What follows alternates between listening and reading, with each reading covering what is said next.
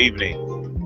Welcome to another episode, if you will, of the New Black Leadership Coalition here at great studios of Intellectual Radio with our illustrious host and producer, Brother Earl Winfrey. Uh, I am sitting in tonight for our illustrious host, Brother Gregory Sane. Uh, Today is our beloved brother's birth anniversary, so I'm sure he's engaging in some reflection and some celebration on today.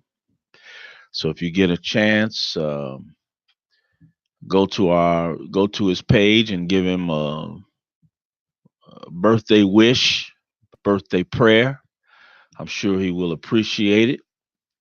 I am Minister Michael Muhammad, founder of the New Black Leadership Coalition, sitting in tonight as I sometimes have to do. Uh, Tonight, we want to chop it up a little bit, as we always do each week, about topic matters related to the question of leadership. So, for those of you who tune in tonight, please share uh, our stream and help us to amplify tonight's broadcast. And so tonight I want to start by thanking Almighty God for another opportunity to be heard, another opportunity to be seen and not viewed. I want to thank Almighty God for the opportunity for touching my life and the life of the members that have made up our coalition to aspire to a level of consciousness, a level of awareness, and a level of desire to engage in this protracted struggle for what we call the upliftment of Black people, the full and complete liberation of Black people, the total empowerment of Black people, the effort for Black people to come together as a collective mass of people who have great power potential when we come together. We have a motto, the great statement from the Honorable Elijah Muhammad: our unity will win the battle. That is what is missing. And it is missing not by accident. It is a byproduct of our continuing experience and socialization here in this spiritual wilderness of North America. I want to thank Almighty God for giving me the opportunity to be mentored by many of my elders along the way, the greatest of whom is the Honorable Brother Minister Louis Farrakhan.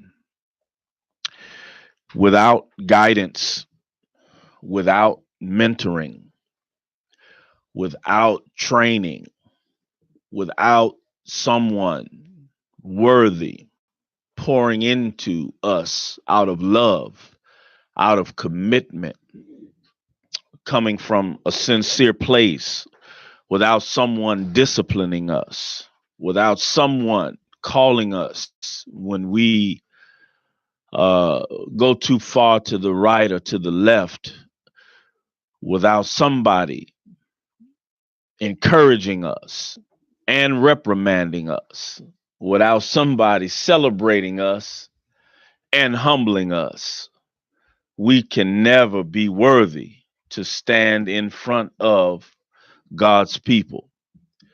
And so I am thankful that I can count myself in the number of those who have been blessed to have that kind of experience in this life. And so, for all of the Muslims, I want to say Ramadan Mubarak, Ramadan Kareem. There's a lot of Muslims out there struggling to make it through Ramadan. And those of you who are sick, those of you who have challenges, and you're fasting, you're on a spiritual fast in celebration of Ramadan, but you have a physical restriction, I want to encourage you as well. Those of you who are performing acts of kindness and charity, those of you who are attempting to restrain your anger and your bitterness and to settle hostilities in this month, I want to encourage you and thank you for making the effort. And so tonight, I want to spend a little time opening up, talking about what's been in the news the last few weeks around uh, Brother Minister, the Honorable Brother Minister Louis Farrakhan. As we all know, or most of us should know, especially those of you who are tuning in to our broadcast, that Mark Zuckerberg and Facebook decided to ban Brother Farrakhan off of the platform of both Facebook and Instagram. And that has caused a reaction, which is natural. Most black people who are conscious are upset, and rightfully so. But black folk who are not conscious, who kind of look up to white folks, may applaud that. But if you applaud it, it is your right to do so. But with all respect, it is a reflection of your ignorance.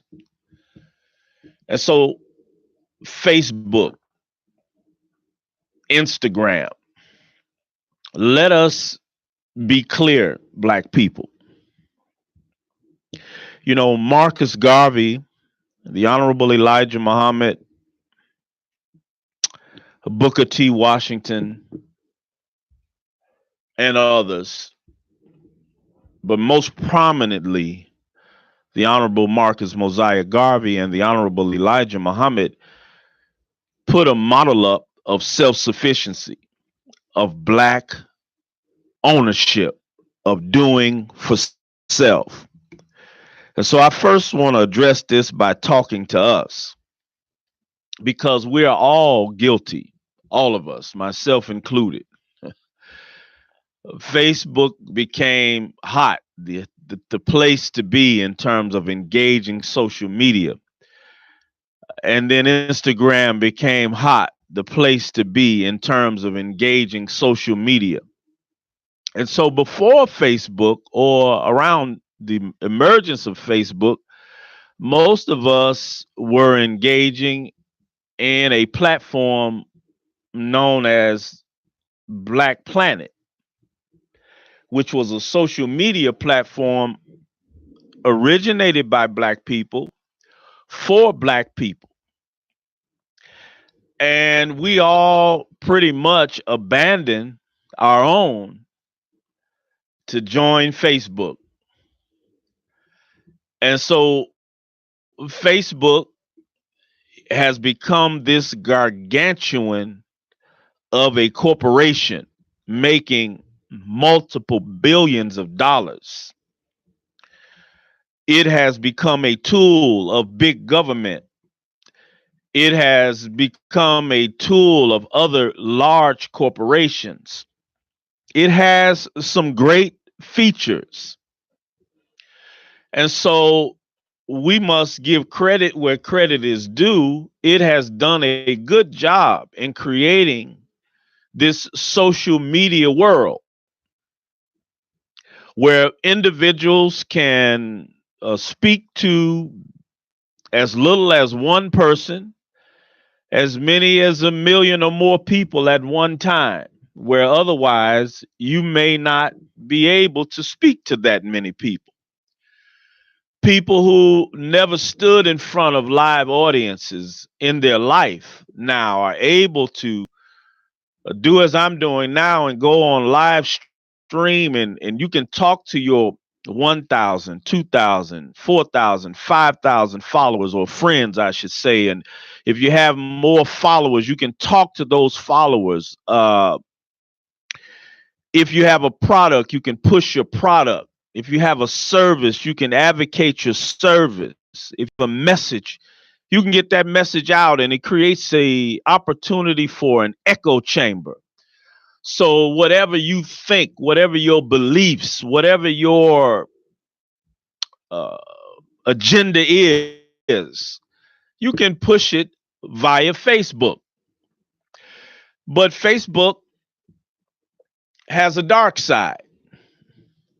The dark side is it has whet the appetite of the American population, and really the populations of the world where Facebook is available, for us to over engage in hearing ourselves, over just for the sake of hearing ourselves, over engage in seeing ourselves just for the sake of seeing ourselves. And so social scientists keep talking about the Facebook phenomenon and how it has brought in an era of collective global narcissism.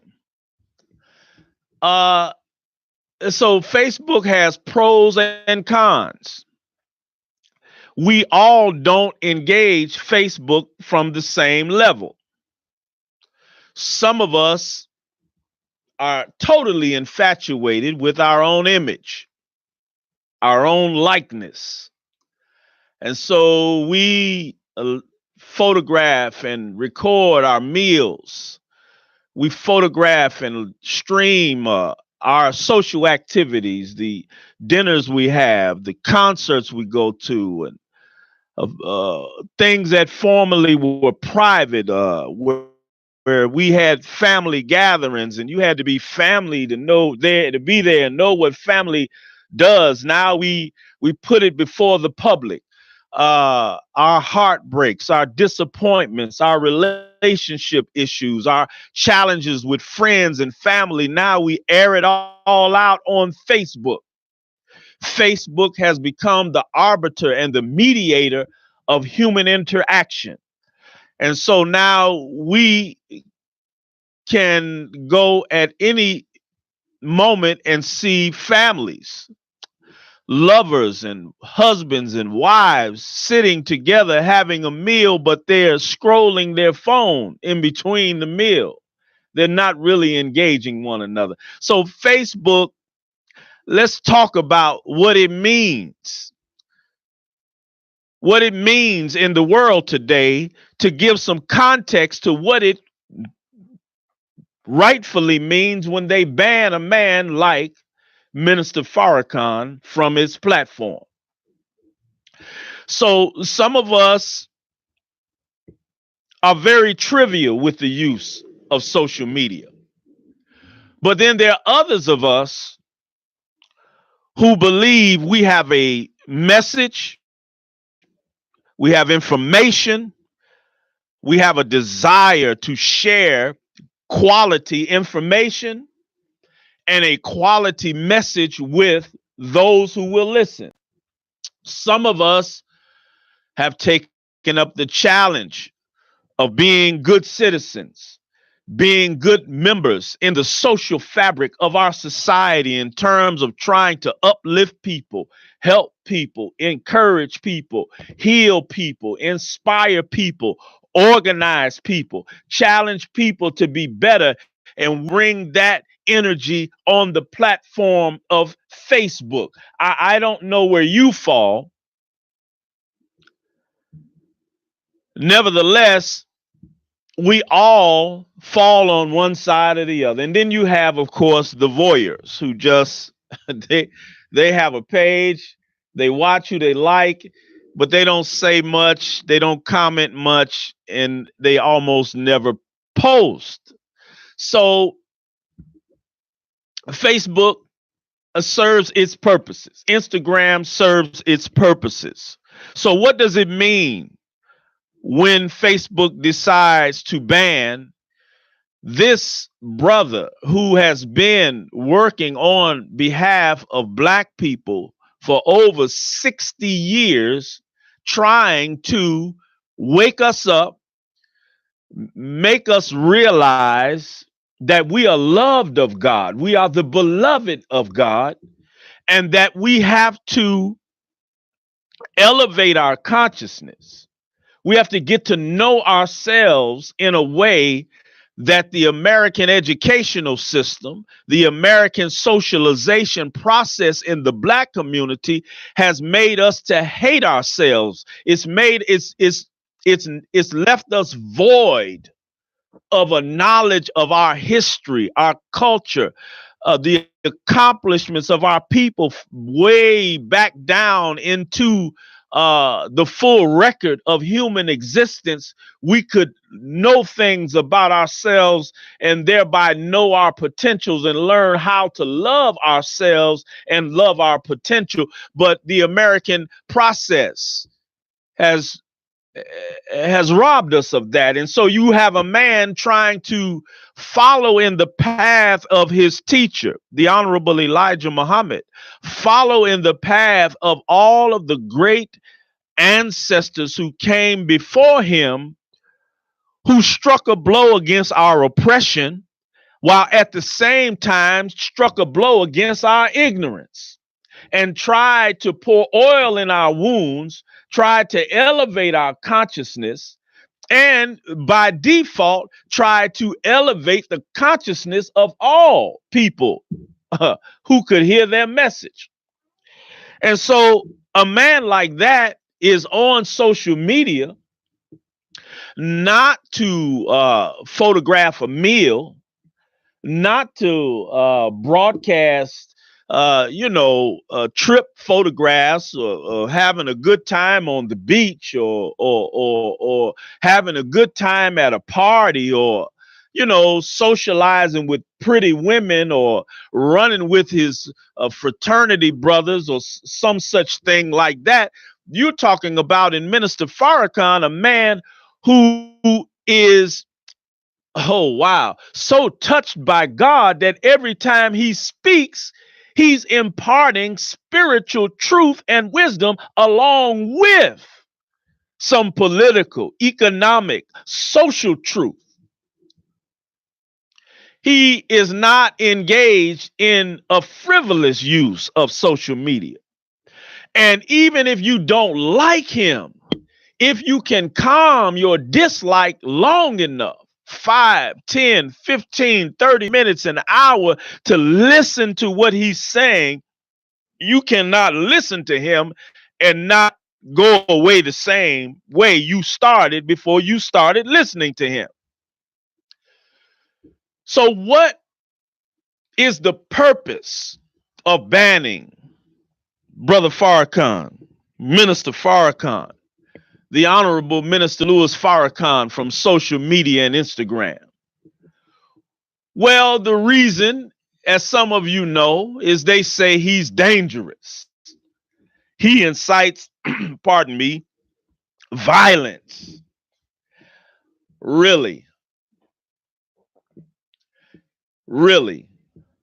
Well, we need to examine that. Is he dangerous? Is he a threat to America? Is he a threat to the world? Well, at a mundane level, nothing could be further from the truth, because you're talking about a man who has done nothing but settle disputes, teach Black people and others how to resolve conflict. You're talking about a man who, if anybody is able to calm hostilities in the street, it is the Honorable Minister Louis Farrakhan. If anybody is able to get our brothers in street organizations to sit at a table and consider taking the opportunity to resolve their conflict without brutality, it is this man, Farrakhan. And you would be hard pressed to find any other black man who has the same level of effect. I can bear witness to that personally. So, what makes him dangerous? You're talking about a man that has gone through the world of religion, chiding religion to stop its conflict, its religious gangbanging and hostility with each other, and to come together to be better representatives of the communities of faith and operate from a level of peace and unity. Nobody has done more of that than Minister Farrakhan. Nobody has, as a Muslim leader, nobody has gone in more churches, more temples, more places of worship to build bridges with faith traditions that if we look on the news, we see Christians and Muslims at odds with each other, at conflict with each other. And today we have a president who literally uses his bully pulpit to stoke hostilities between the religious faiths. But Farrakhan is a man who does the opposite. Dangerous. Well, have you ever caught him with a gun? No.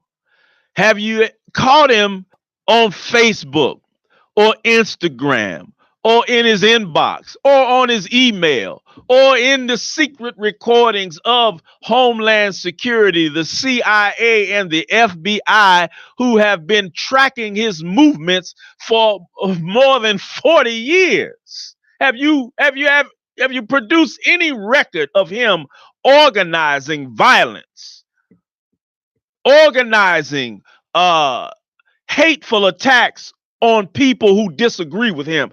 Where is the proof of the danger in Minister Farrakhan?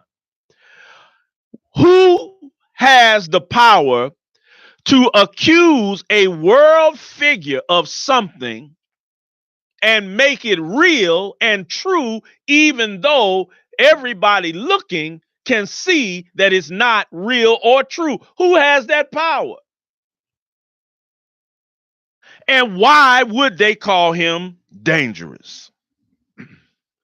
Well, if a man is uniting or trying his best to deliver a message from Almighty God that would wake black people up and make us become more unified, more self-sufficient, you would think that our enemies in white America would applaud that man, since our president and those like him are always saying that there should be no government handouts. There should be no, this is the rugged individualistic country where everybody, if you work hard and you pool your resources, you can do for yourself. You don't need anybody helping you. Well, if you got a man on scene that is talking to black people at that level, then you would think that they would embrace him.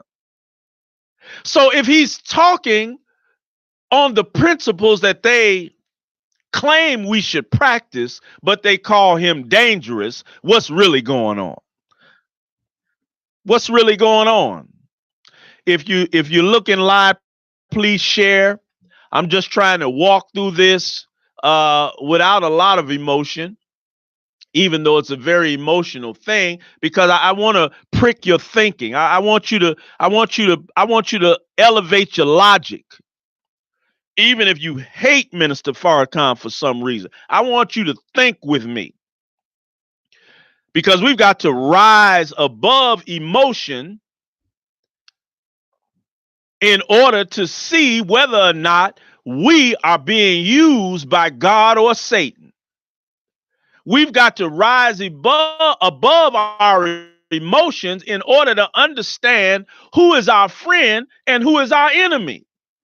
There's so much emotion to our logic that many of us, we think our enemy is our friend, and we think our friends are our enemies.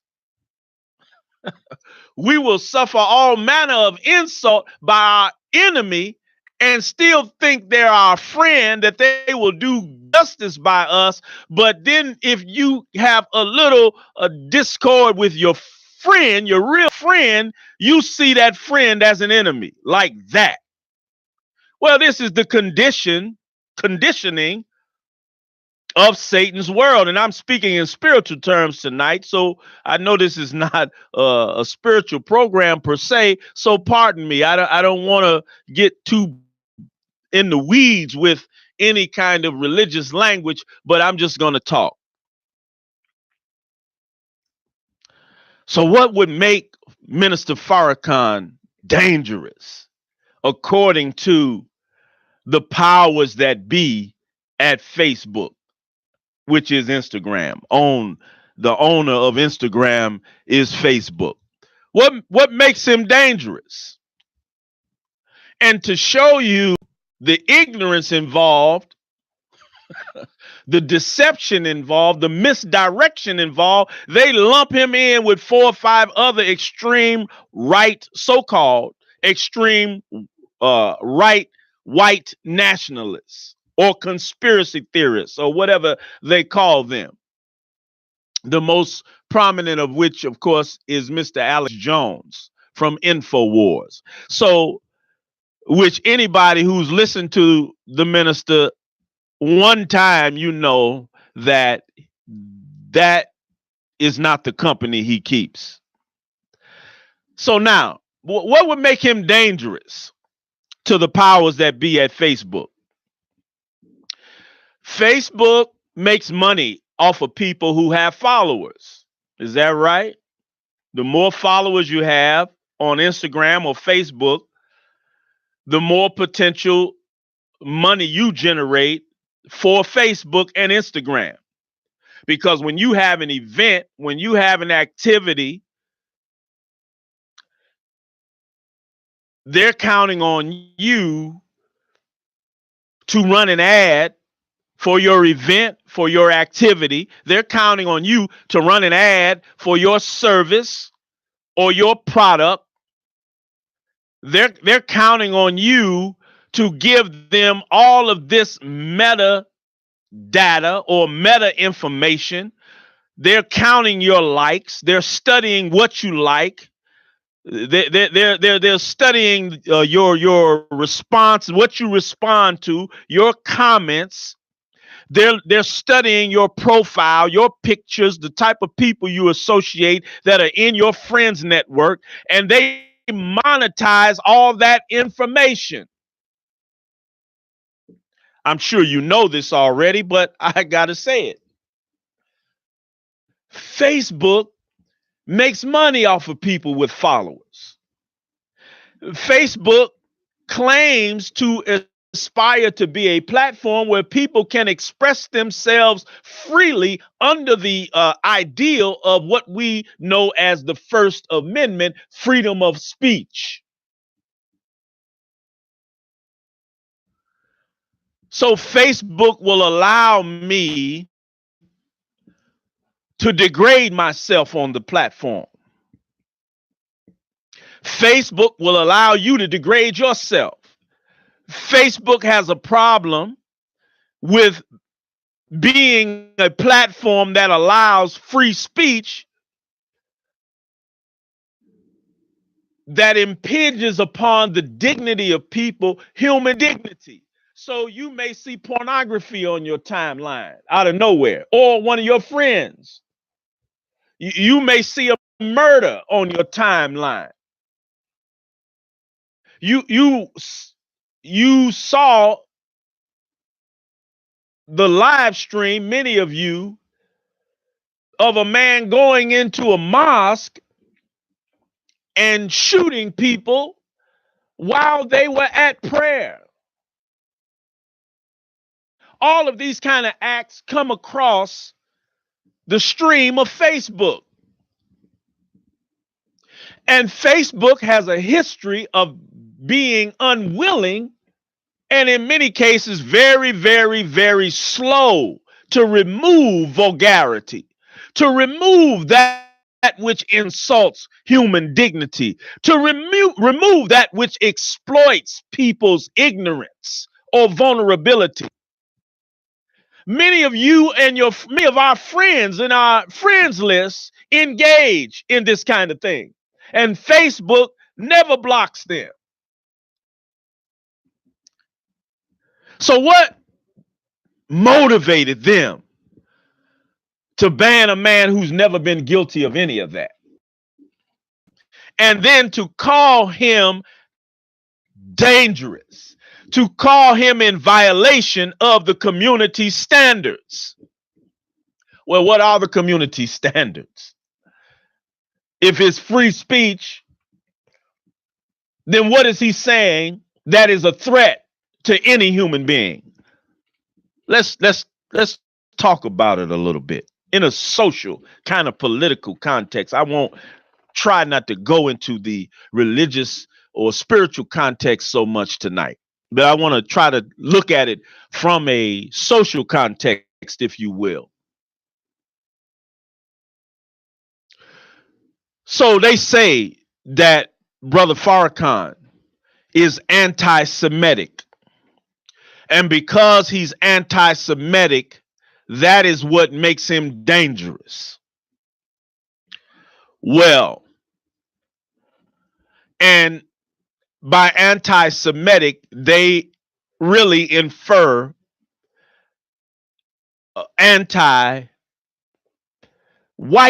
who practice some form of what is called Judaism. Mark Zuckerberg, Mr. Zuckerberg, happens to be of so-called Jewish descent. So is it a coincidence that this powerful young Jewish man, Mr. Zuckerberg, has decided now to ban our brother, our friend, our minister, our champion, the Honorable Minister Louis Farrakhan? We shouldn't be surprised. We shouldn't be shocked. See, this is new to many of us. But I've had the fortune of being with the minister since I was 17 years old, which wasn't that long ago, but long enough to remember a time when the media didn't know who he was, not white media, when they didn't care about him. They were not looking at him, and he was certainly not going out of his way to look for them. He was working among black people. He was going from town to town, city to city, state to state, moving, organizing, inspiring, motivating black people, challenging black people to come together. Let's do something for ourselves. Let's not forget the legacy of the Honorable Elijah Muhammad. Let's not forget the legacy of Marcus Garvey. Let's not forget the legacy of those freedom fighters who tried to break us from the physical, the mental, the moral, the economic, and social chains that we were put in when we were forced here against our will. Let's come together and overcome that. Let's not beg white people for anything. Let's get together as brothers and sisters and family, and let's put that energy into doing something for ourselves. Brother Farrakhan was moving throughout America for 7 years. 7 years. White people didn't know what was going on. And it was not until around 83, 84, with the campaign of the Reverend Jesse Lewis Jackson, who, of course, knows Minister Farrakhan and has known him for a long time, invited him to help him in his campaign for president. And he decided to help his brother in his effort to become the first black president. And so he went around America speaking on behalf of Reverend Jackson. Maybe some of you, I don't know how many of you remember this, but I want to give you a quick snapshot. All of this is before Facebook was a thought. All of this was before anybody could say or knew to say Instagram or Twitter or Snapchat or YouTube or any of that. All of this is pre-social media. Minister Farrakhan is speaking to tens of thousands of people without any reliance on social media. He's organizing thousands of people without reliance of any social media. And now he's helping Reverend Jackson, who's shaking America up with the thought of this brilliant, intelligent black man who is attached to the history of the civil rights movement and Reverend Dr. Martin Luther King, now pushing to become a viable candidate for presidency. Well, don't you know, once Minister Farrakhan got involved, he began to electrify black people to take Reverend Jackson serious. Nobody could grab the attention of black people like Minister Farrakhan in the last 60 years, 50 years. So the masses began to move in the direction of Reverend Jackson. And then Reverend Jackson made the snafu, which really, he didn't make the snafu. I'm not going to charge that to him. But in conversation with a reporter whose name was or is Coleman, Milton Coleman, I believe, he made a remark about New York being Hymietown, which is a Jewish name.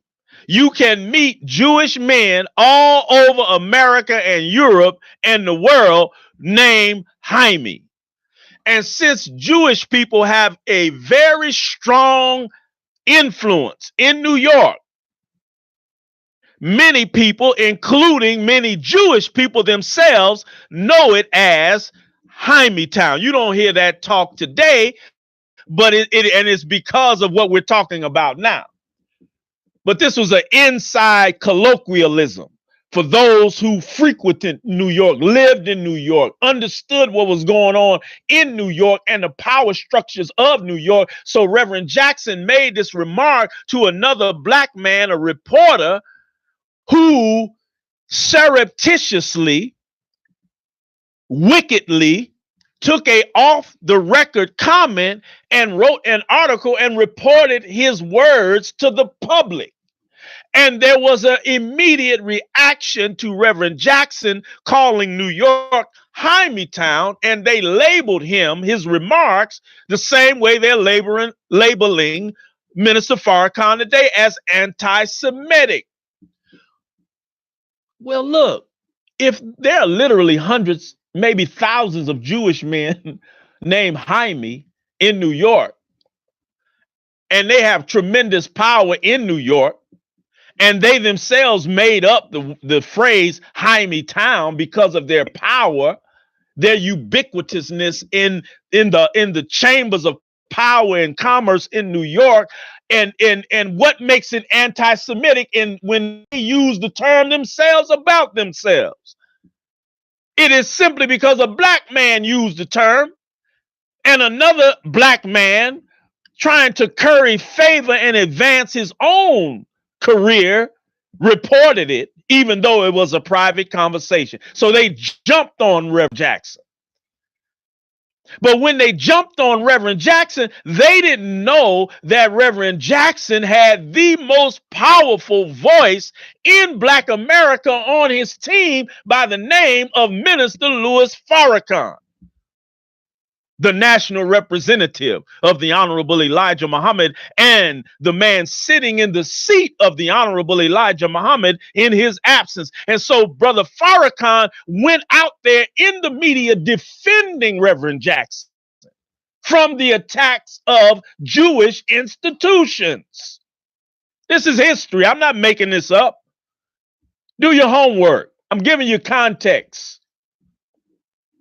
And so they discovered this fiery brother. They discovered, oh, well, who is this man? Where did he come from? Because he's got a cogent, clarion argument, and every time he steps in front of the microphone, it don't matter whether it's Christians, it don't matter if it's Hebrews, it don't matter if they Republicans, they Democrats. He's talking to these Black folks, and they jump into his feet in response to his defense of Black people against the Jewish onslaught. This is how Minister Farrakhan became enemy number one to so-called Jews. He didn't just wake up one day and decide, I'm going to go and swing at the piñata called Jewish people. No, he was defending his brother in a way that you got to have character. You got to be God's man to go to the rescue of your brother when he's in trouble. Most of us, when trouble come to somebody we claim to love, we turn on them. We flip on them, especially if it means, oh man, they're going to cut my money off. They're going to take my job. They're going to attack me. And that's why you don't hear a mumbling word from Black elected officials, from Black pastors, from Black power brokers, Black wealthy elite. You don't hear a mumbling word from them when trouble comes, because they not like Farrakhan. So anyway, it was on and cracking. So every week, 2, 3, 4, 5, 6 times a week, Minister Farrakhan was in somebody's newspaper. He was being vilified. He was being attacked. They were trying to burn him alive. They were trying to pour acid on his name or the thought of him. They were making all kind of crazy political cartoons and all type of commentary. I mean, they were coming full throttle because they're used to coming full throttle at somebody and causing them to back down, to shut up, and to apologize. And that's what they did. They went at Minister Farrakhan and they went at Reverend Jackson, because you got this guy as a part of your team. You got this man as a part of your operation. And so now you, Reverend Jackson, better repudiate this man. Well, at first, Reverend Jackson, he stood strong. And one thing I can say about that I know about Reverend Jackson, in truth, you know, when he wants to be, he can be very strong. He's not easily intimidated. And so in the beginning, he held the line, but they kept at him in a way that he had never been attacked before. And so ultimately, without going into all of the minutia of how it happened, ultimately he, oh my God, I'm running out of time. Ultimately, he relented and repudiated Minister Farrakhan. And so they let him speak at the Democratic National Convention, but they never let up off of Minister Farrakhan. So from 83, 84, all the way through today, Jewish people have demonstrated their power and their influence by using every movie, every documentary, every media device, newspaper, magazine, radio show. They've used every device they can. They've used it relentlessly since the 80s, trying to silence, break, and destroy Minister Farrakhan. But it has not worked. Think over that. Who is Minister Farrakhan? That they've broken every other leader, but they will not break this brother. He's never backed down. He called the Million Man March. Wasn't no Facebook.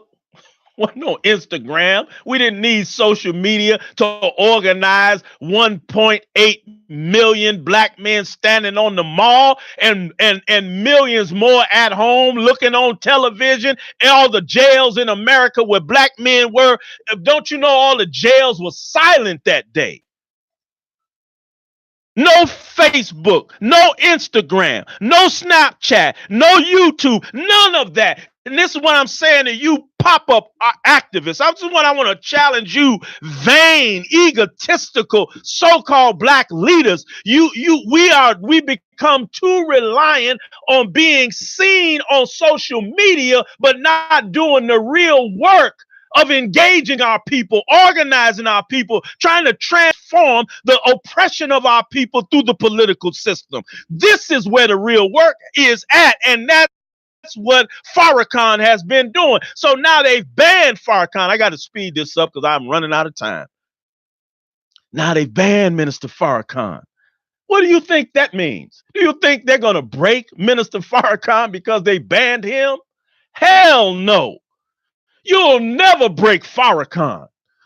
And the reason you won't break Farrakhan is because you didn't make Farrakhan. So you can't take Farrakhan away because he's proven that God is with him in a way that he ain't with no other prominent black leader anywhere in the world. You playing games with yourself. And whenever God takes him out of our midst, don't you know how many students he's produced that haven't got started yet fighting and spreading the truth that he represents? Now, white people misunderstand Farrakhan because they've been made ignorant just like black people have been made ignorant. Our ignorance is based upon giving us a sense of inferiority, and their ignorance is based upon giving them a sense of superiority. But we're both ignorant in America of how to process a powerful light like Louis Farrakhan.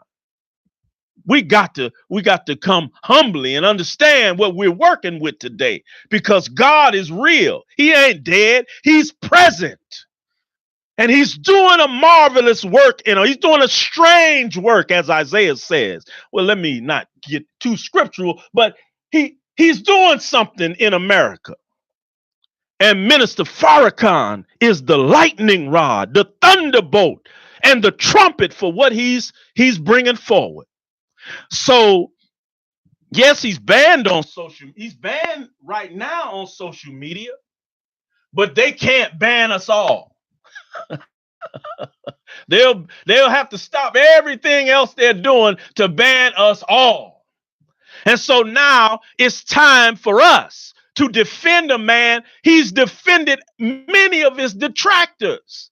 How many elected officials who slandered him, who mocked him, who attacked him, and he used his strength to go to court with them, to stand on his platform that he built with the guidance of God and the Honorable Elijah Muhammad, and defended them. But when he's attacked, they never say a word.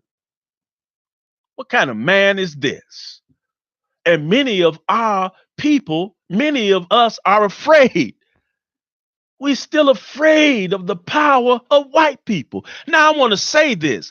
You claim that he is an anti-Semite and he's dangerous.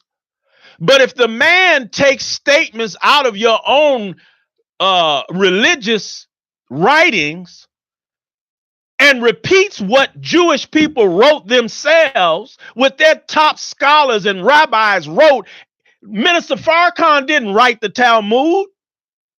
But if he reads the Talmud and reports to black people in the world some of what is written in there that is ugly and vulgar and against God, how do you charge him with being what you and some of your writers have been?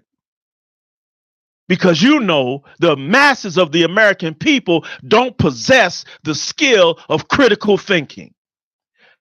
Donald Trump has proven that the average American does not have the ability to critically think. We have what we believe, and we fight and rationalize what we believe, even if what we believe is based upon faulty information, ignorance, racism, and hatred.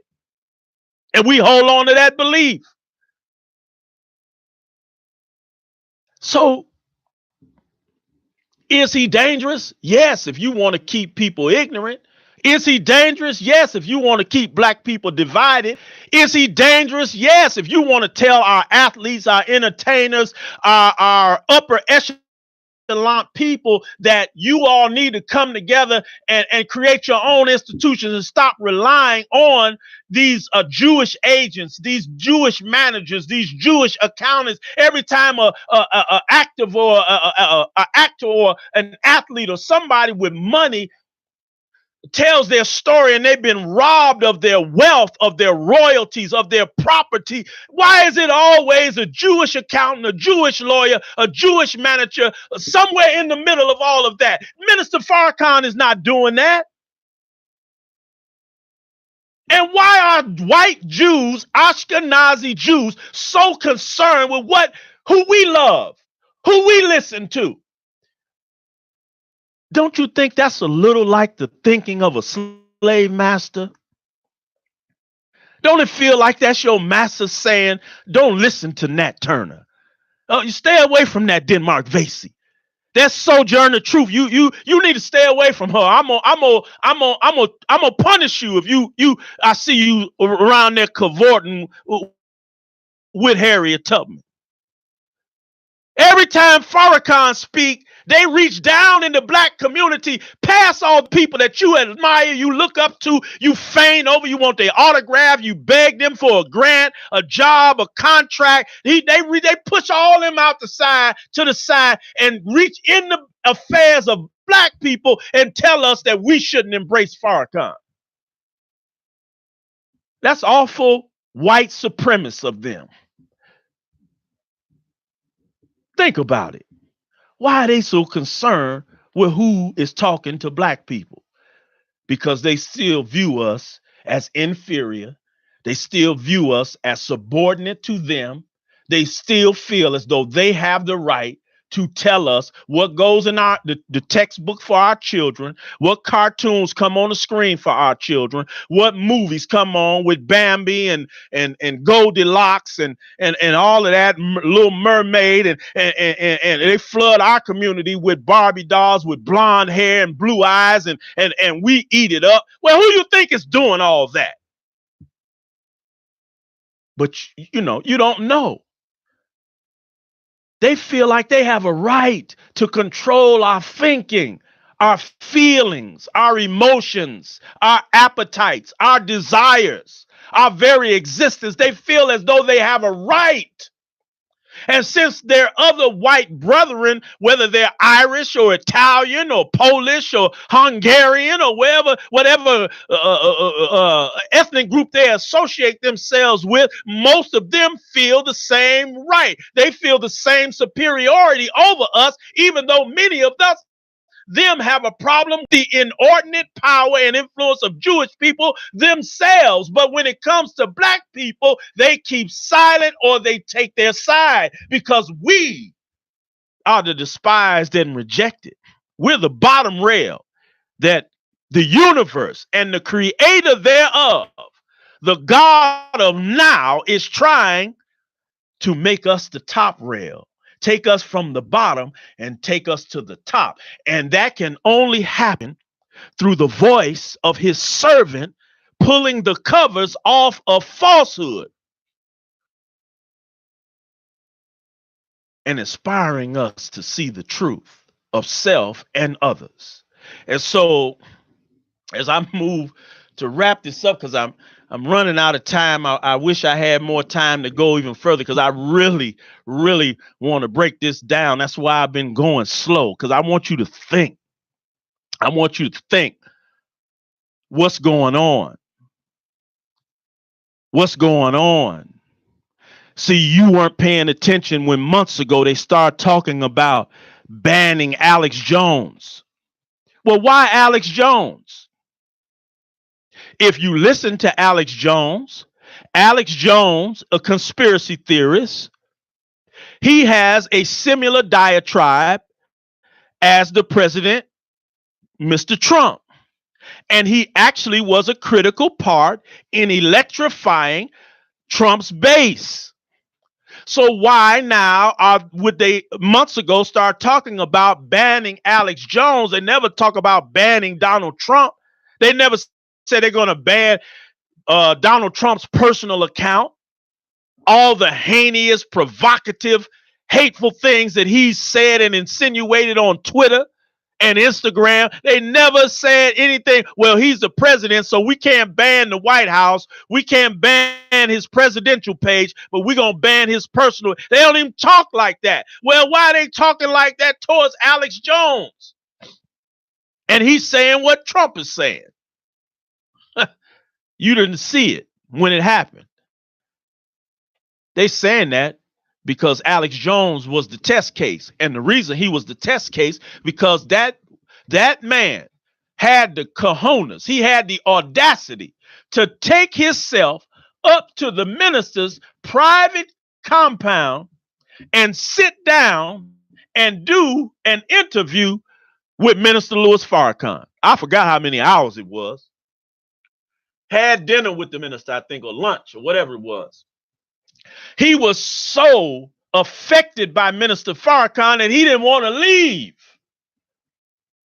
You think the people we talking about didn't see that? So now they float out there, we're going to come at Alex Jones, because now if you see us come at Alex Jones, a white man,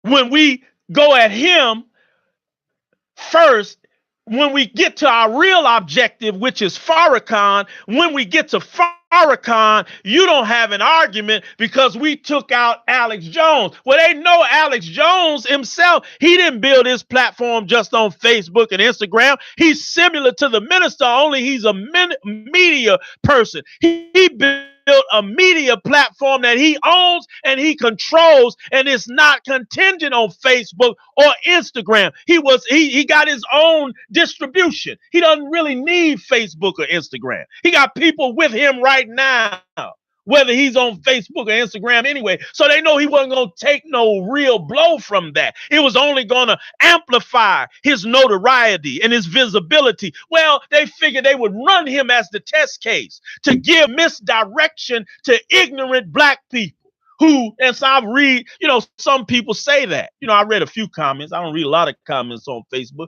but I've seen a few people talking about how it wasn't about Farrakhan and they did all these other people and Alex Jones and blah, blah, blah, and national radio show about Alex Jones and the other ones. Well, that's misdirection, black people. You think they don't know?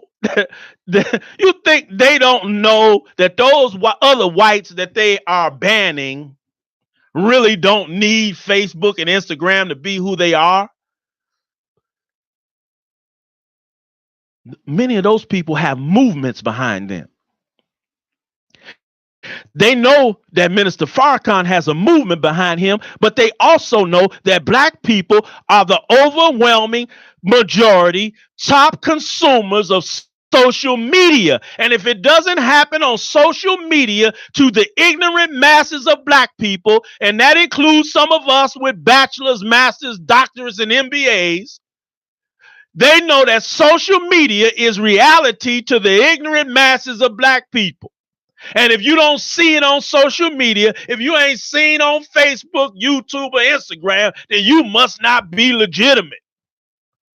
Well, they knew when they come at Minister Farrakhan and ban him from social media, they know that most of the people living today were not around or weren't paying attention in the 80s.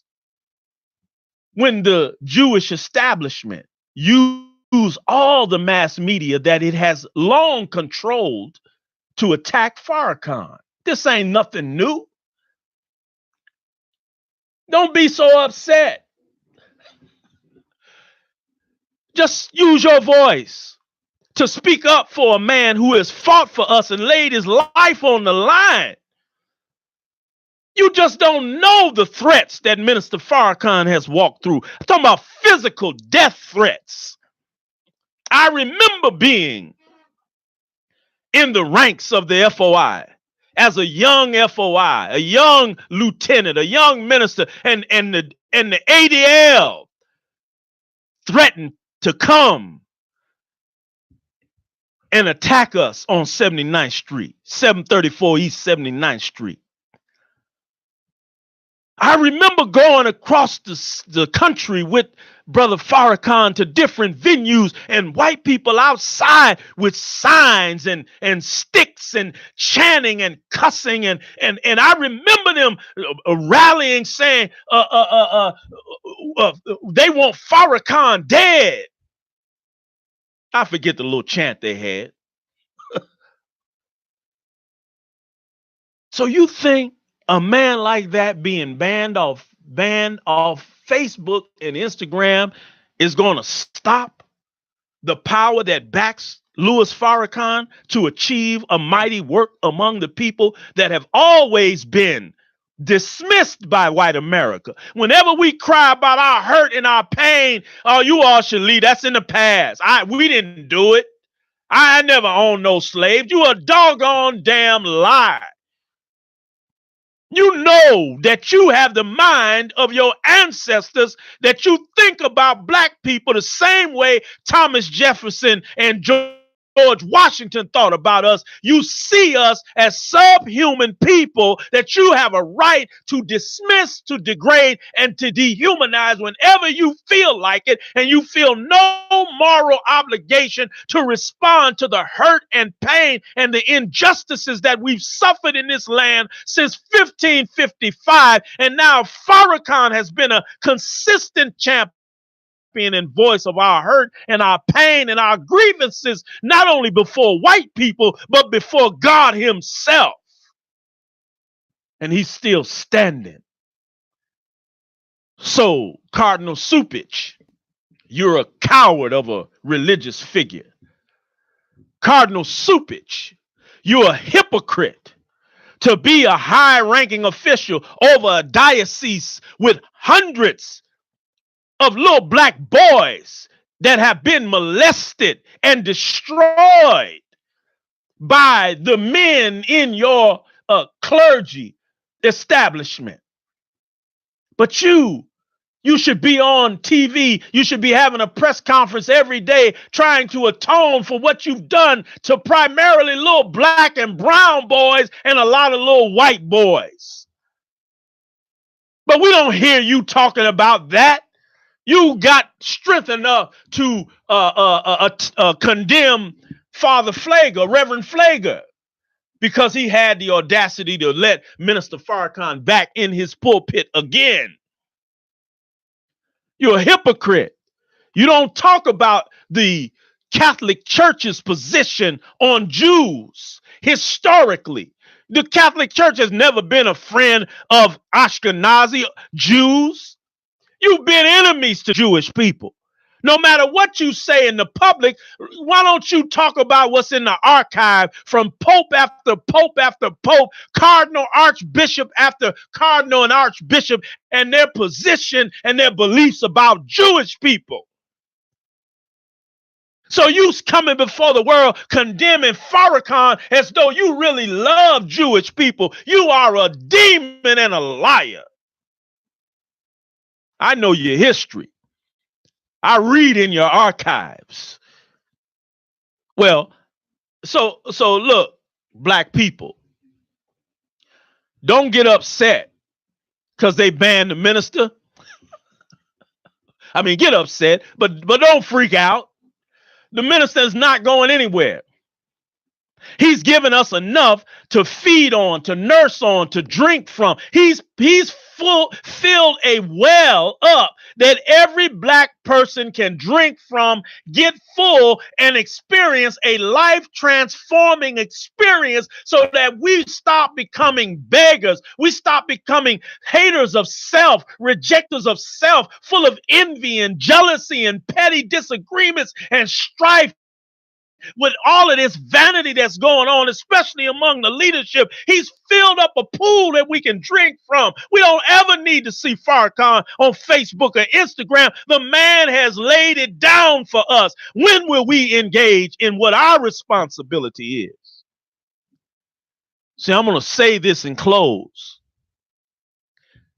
There's a place in scripture where when Jesus went to trial, they asked him if he had anything to say. And he didn't have anything to say because he wasn't on trial. The people that he had healed, the dead folk he had raised, the people he had taught that marveled at him, they were the ones that were on trial at a certain point. And we're entering that day where Farrakhan don't have to say anything. It's up to us to say something and to do something. So as I move to close this, we went a little bit over. Thank you, Brother Earl, for allowing me to run a little bit over. We have to be critical thinkers. You can't be fooled by simple parlor tricks, misdirection, false stories, false information, false labels. At another time and another place, I'm going to go into what's a real Semite and whether or not the ones using the label of anti-Semite on Minister Farrakhan are actually Semites at all. Do they even have a right to use the word Semite? But that's for another time.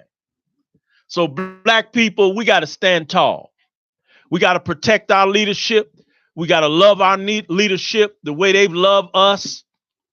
And we've got to hold our leadership to a standard that can be clearly seen in the Honorable Minister Louis Farrakhan. He has given us a very near, if not perfect example of what the character and the demeanor of black leadership should be in terms of engaging black people and responding to the enemies of black people. So on behalf of the New Black Leadership Coalition, I hope that our coalition understands that I kind of needed to take tonight to talk about Minister Farrakhan. I know that we're all with him. You may not all agree with the way I've said what I said, but I hope you all agree in principle that he's our champion, he's our minister, he's our hero, and he's the brightest light among us today. So I want to thank all of you for tuning in. I hope you will share this post, and we look forward to seeing you next week. Hopefully our great host, the great Brother Gregory Sane, will return to us. And again, go wish him a happy birthday on his page. Peace and blessings.